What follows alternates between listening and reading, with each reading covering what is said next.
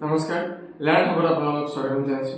আজি আমি পুনৰ নতুন এটা ভিডিঅ' লৈ আহিছোঁ আপোনালোকলৈ, য'ত আসাম গভৰ্ণমেণ্টে প্ৰভাইড কৰা এটা গুৰুত্বপূৰ্ণ চাকৰিৰ বিষয়ে আপোনালোকক জনাম, য'ত চাকৰি এপ্লাই কৰিলে আপোনালোকৰ সুবিধা হ'ব। এইখিনিতে মই আপোনালোকক জনাই দিব বিচাৰিছোঁ যে যদি আপোনালোকে আমাৰ প্ৰিভিয়াছ ভিডিঅ'টো চোৱা নাই তেতিয়াহ'লে চাই লওক। আসাম গভৰ্ণমেণ্টে প্ৰভাইড কৰা অতি গুৰুত্বপূৰ্ণ ভিডিঅ' আমি ডিটেইলভাৱে তাত জনাই থোৱা আছে।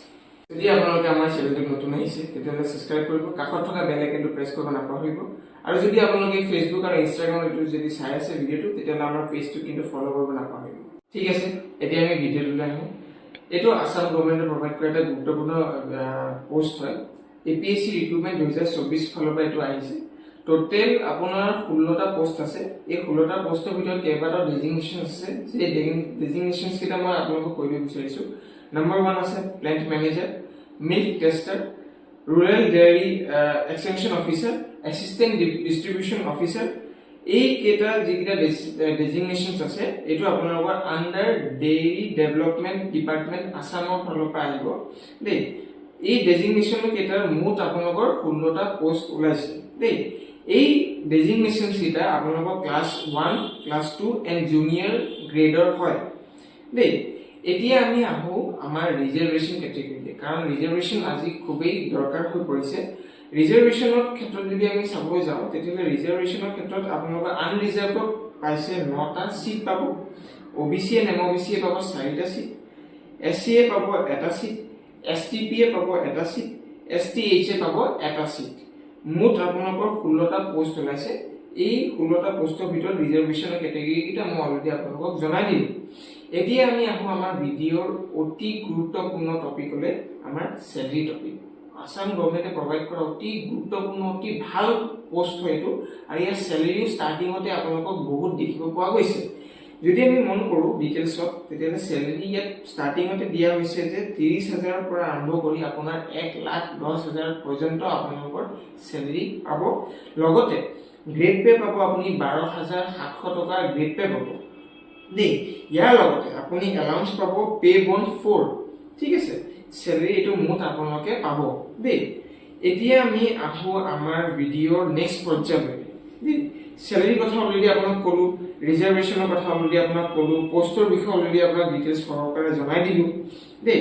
এতিয়া আমি আহোঁ আমাৰ কিছুমান এলিজিবিলিটি ক্ৰাইটেৰিয়া। এলিজিবিলিটি ক্ৰাইটেৰিয়া যদি আমি চাবলৈ যাওঁ, এলিজিবিলিটি ক্ৰাইটেৰিয়াৰ প্ৰথমটোৱে মেনশ্যন কৰিছে এই নটিচটোত যে যিজন ব্যক্তি এপ্লাই কৰিব তেওঁ অসমৰ ৰেচিডেণ্ট হ'ব লাগিব, তেওঁ অসমৰ সদস্য হ'ব লাগিব দেই। তেওঁৰ এটা ডমিচিয়েল প্ৰুফ থাকিব লাগিব যে অসমৰ সদস্য হয়। হয়তো তেওঁলোকৰ PRC থাকিব লাগিব, নহ'লে PRC যদি নাই তেওঁলোকে এমপ্লয়মেণ্ট এক্সচেঞ্জৰ চাৰ্টিফিকেট দিও নিজৰ ৰেচিডেঞ্চৰ প্ৰমাণ দিব পাৰিব। এইটো এলিজিবিলিটি ক্ৰাইটেৰিয়া কৰি দিছে। এইটো এলিজিবল হ'লেহে মানুহে এপ্লাই কৰিব পাৰিব। এতিয়া আহোঁ আমি এডুকেশ্যন কোৱালিফিকেশ্যনৰ কাৰণে। এডুকেশ্যন কোৱালিফিকেশ্যনৰ কাৰণে যদি আমি চাবলৈ যাওঁ, এটা কথা আছে ইয়াত, আপোনালোকে গ্ৰেজুৱেশ্যন যদি কৰি থাকে কিন্তু গ্ৰেজুৱেশ্যন কৰিব লাগিব আপোনালোকে ডেইৰী টেকন'লজিত। মনত ৰাখিব, আপোনালোকে ডিগ্ৰী চাৰ্টিফিকেট থাকিব লাগিব ডেইৰী টেকন'লজিত ইন ৰিকগনাইজ ইউনিভাৰ্চিটি বা কলেজত আপুনি আপোনাৰ চাৰ্টিফিকেট থাকিব লাগিব দেই। তেতিয়াহে আপোনালোকে এই চাকৰিটোৰ বাবে এপ্লাই কৰিব পাৰিব। নৰ্মেল আমি আৰ্টছ, ছায়েন্স, কমাৰ্চৰ ষ্টুডেণ্টে ইয়াত এপ্লাই কৰিব নোৱাৰে। গ্ৰেজুৱেট উইথ ডেইৰী টেকন'লজিকেল চাৰ্টিফিকেটহে থকা ষ্টুডেণ্টসকলে ইয়াত এপ্লাই কৰিব পাৰিব দেই। এতিয়া আমি আহোঁ আমাৰ ভিডিঅ'ৰ নেক্সট পৰ্যায়লৈ, এইজ ৰিলেক্সেশ্যনছখিনি। এইজৰ ক্ষেত্ৰত আপোনাৰ ইয়াত কৈছে যে আপোনালোকে মন কৰিব যে অসম গভৰ্ণমেণ্টে আৰু APSCয়ে প্ৰদান কৰা প্ৰত্যেকটো বেছিভাগ জবেই আমাৰ দেখিব পোৱা যায় যে 18 বছৰৰ পৰা ওপৰ হয়। কিন্তু এইটো বিশেষ জব ইয়াত দেখিছোঁ যিটো আপোনালোকে 21 বছৰৰ পৰা আপোনাৰ 38 এজলৈকেহে আপোনালোকে এপ্লাই কৰিব পাৰিব। 21 বছৰৰ পৰা আৰম্ভ কৰি আপোনালোকে 38 ইয়াৰ্ছলৈকেহে আপুনি এপ্লাই কৰিব এই পোষ্টটোৰ কাৰণে। ইয়াত কিন্তু ৰিলেক্সেশ্যনছো কিছুমান আছে দেই। 5 বছৰৰ ৰিলেক্সেশ্যন দিছে SC STৰ কাৰণে দেই, য'ত আপোনালোকে 43 ইয়াৰ্ছলৈকে আপুনি এপ্লাই কৰিব পাৰিব। আৰু OBC কাৰণে 3 বছৰ ৰিলেক্সেশ্যন দিছে, য'ত আপোনালোকে 41 এজলৈকে এপ্লাই কৰিব পাৰিব। আৰু PWD ষ্টুডেণ্টসকলৰ কাৰণে 10 বছৰৰ ৰিলেক্সেশ্যন দিছে হা। ইয়াত আপোনালোকে এটা গুৰুত্বপূৰ্ণ মন কৰিবলগীয়া কথা যে যিখিনি আপোনালোকে চাৰ্টিফিকেট আপোনালোকে ইয়াত আপলোড দিব সম্পূৰ্ণ যাতে ভেৰিফাইড হওক এটা ৰিকগনাইজ কলেজৰ পৰা দেই, আৰু যিখিনি আপোনালোকে ডিটেইলছ ফিল কৰিব সেইটো যাতে অলৰেডি চাৰ্টিফিকেটটোত ইনক্লুড থাকক। যদি আপোনালোকে চাৰ্টিফিকেটত আছে বেলেগ আৰু যদি দিছে বেলেগ তেতিয়াহ'লে আপোনালোকৰ কেঞ্চেলেশ্যন হোৱাৰ চান্স থাকে। এইটো কিন্তু ডাইৰেক্টলি ইয়াত মেনশ্যন কৰি দিয়া হৈছে, কাৰণ আমি দেখিব পোৱা গৈছোঁ যে বিভিন্ন ধৰণৰ গভৰ্ণমেণ্ট জবত আপোনালোকৰ চাৰ্টিফিকেটৰ নম্বৰ পাই বেলেগ, কিন্তু এপ্লাই কৰোঁতে নম্বৰ দিয়ে বেলেগ চাৰ্টিফিকেটত, কিন্তু এইটো কৰিলে আপোনালোকৰ কেঞ্চেলেশ্যন হোৱাৰ চান্স আছে, ৰিজেক্ট কৰি দিব পাৰে দেই। সেইটো কাৰণে আপোনালোকে যিটো চাৰ্টিফিকেটত আছে সেইটোৱে ফিল আপ কৰিব। এইখিনিতে মই আপোনালোকক এটা জনাই দিব বিচাৰিছোঁ যে আপোনালোকৰ এতিয়া যিটো এপ্লাই কৰিব ন, এপ্লাই কৰোঁতে আপোনালোকে এটা ডকুমেণ্টছ আপলোড কৰিব লাগিব। স্মল ফেমিলি নৰ্মছ বুলি এটা PDF পাব, যিটো আপোনালোকে অনলাইনত গুগলত সহজতে আপুনি যদি মাৰি দিয়ে স্মল ফেমিলি নৰ্মছ PDF যদি মাৰি দিয়ে তেতিয়াহ'লে অট'মেটিকলি PDFটো ওলাই দিব। তাৰ পৰা প্ৰিণ্ট আউট কৰি আপোনালোকে এইটো ফিল আপ কৰি ল'ব। এই ফিল আপ কৰাৰ পিছতে এই PDFটো তাত আপলোড কৰিব লাগিব। কিন্তু এইটো মনত ৰাখিব যে আপোনালোকে যদি মেৰিড হয় তেতিয়াহ'লে মেৰিড দিব, আনমেৰিড হ'লে আনমেৰিড দিব। যদি মেৰিড হয় তেতিয়াহ'লে কিমান সন্তান আছে, আৰু যদি সন্তান মেৰিড হোৱাৰ পিছতো যদি সন্তান নাই তেতিয়াহ'লে 0 দিব, আৰু যদি মেৰিড হোৱাৰ পিছত সন্তান আছে তেতিয়াহ'লে সন্তানৰ ডিটেইলছখিনি দি পিনে আপোনালোকে চহী কৰিব।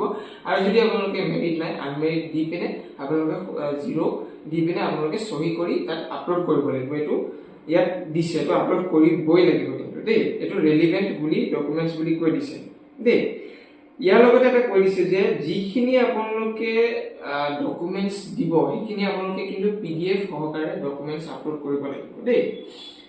এতিয়া মই আপোনালোকক জনাই দিব বিচাৰিছোঁ যে এই যিটো চাকৰি আছে এইটো আপোনালোকৰ অনলাইন যোগেহে আপোনালোকে এপ্লাই কৰিব পাৰিব, অনলাইন মাধ্যমৰ দ্বাৰাহে আপোনালোকে এইটোত এপ্লাই কৰিব পাৰিব। যাৰ ষ্টাৰ্টিং ডেট আছিলে আপোনাৰ 6/3/2024, মানে 6 মাৰ্চ 2024 আপোনালোকৰ এই চাকৰিৰ কাৰণে ষ্টাৰ্ট হৈছে। ক্লজিং ডেট হৈছে এইটো আপোনালোকৰ 5/4/2024, মানে 5 এপ্ৰিল 2024 আপোনালোকৰ ক্লজিং হ'ব। সময় বহুতেই কম, বহুত ভাল চাকৰি, বহুত ভাল চেলেৰি, আপোনালোকে অতি সোনকালে এপ্লাই কৰি লওক, নহ'লে পিছত এই চাকৰি ওলোৱাৰ চান্স নাথাকিবও পাৰে। এতিয়া আমি আহোঁ এপ্লিকেশ্যন ফিজৰ। এপ্লিকেশ্যন যদি ফিজলৈ যদি আমি মন কৰোঁ, চ' ডিফাৰেণ্ট কেটেগৰীৰ কাৰণে ডিফাৰেণ্ট এপ্লিকেশ্যন ফিজ ইয়াত ডিক্লেয়াৰ কৰা হৈছে। জেনেৰেল কেটেগৰীৰ কাৰণে অল টোটেল আপুনি লোকে দিব লাগিব 297.20 পইচা, ST SC OBC কাৰণে 197.20 পইচা, BPL কাৰ্ডৰ মন কৰিব BPL ছাত্ৰ ছাত্ৰীসকলেও আপোনালোকৰ 47.20 আপোনালোকে পইচা দিব লাগিব, 47.20 পইচা। PWD সকলে আপোনালোকে 47.20 পইচা দিব লাগিব। আকৌ এবাৰ মই ৰিপিট কৰিব বিচাৰিছোঁ, জেনেৰেলৰ সকলৰ কাৰণে 297.20 rupees, SC ST OBC MOBC সকলৰ কাৰণে 197.20 ৰুপিজ, BPL ছাত্ৰ ছাত্ৰীসকলৰ কাৰণে 47.20 ৰুপিজ, PWD সকলৰ কাৰণে 47.20 ৰুপিজ আপোনালোকে ফিজ দিব লাগিব। এপ্লাই ফিজ বুলি কয়। এপ্লাই ফিজ দিয়াৰ লগে লগে আপোনালোকে এইটো চাকৰিৰ কাৰণে এলিজিবল হৈ যাব। লগে লগে ছাবমিট কৰিব, আপোনালোকে প্ৰিণ্টাৰটোৰ সহায়ত আপোনালোকে উলিয়াই ল'ব। এতিয়া মই আপোনালোকক জনাব বিচাৰিছোঁ যে কেনেকৈ এইটো এপ্লাই কৰিব, হাউ টু এপ্লাই। মন কৰিব যে এইটো এপ্লাই আপোনালোকে অকল APSCৰ অফিচিয়েল ৱেবছাইটতে এপ্লাই কৰিব পাৰিব। মনত ৰাখিব, APSCৰ অফিচিয়েল ৱেবছাইট, APSCৰ অফিচিয়েল ৱেবছাইটতে আপোনালোকে এপ্লাই কৰিব পাৰিব। যদি আপোনালোকে অলৰেডি লগ ইন কৰি থৈছে, ৰেজিষ্টাৰ কৰি থৈছে, তেতিয়াহ'লে আপোনালোকে লগ ইন ID এণ্ড পাছপৰ্ট দি পিনে আপোনালোকে আকৌ এইটো এপ্লাই কৰিব পাৰিব। যদি আপোনালোকে প্ৰথমবাৰ এইটো এপ্লাই কৰিছে তেতিয়াহ'লে ৰেজিষ্টাৰ বুলি এটা অপশ্যন থাকিব। ৰেজিষ্টাৰ বুলি অপশ্যন থকাৰ পিছতে আপোনালোকে তাত নিজৰ ডিটেইলছখিনি ফুলফিল কৰি নাম্বাৰ দি 1 টাইম পাছৱৰ্ড OTP দি পিনে আপোনালোকে এইটোত লগ ইন কৰিব পাৰিব। লগ ইন কৰাৰ পিছত আপোনালোকক কিছুমান নথিপত্ৰ বিচাৰিব, নথিপত্ৰ দিব, ডিটেইলছ দিব।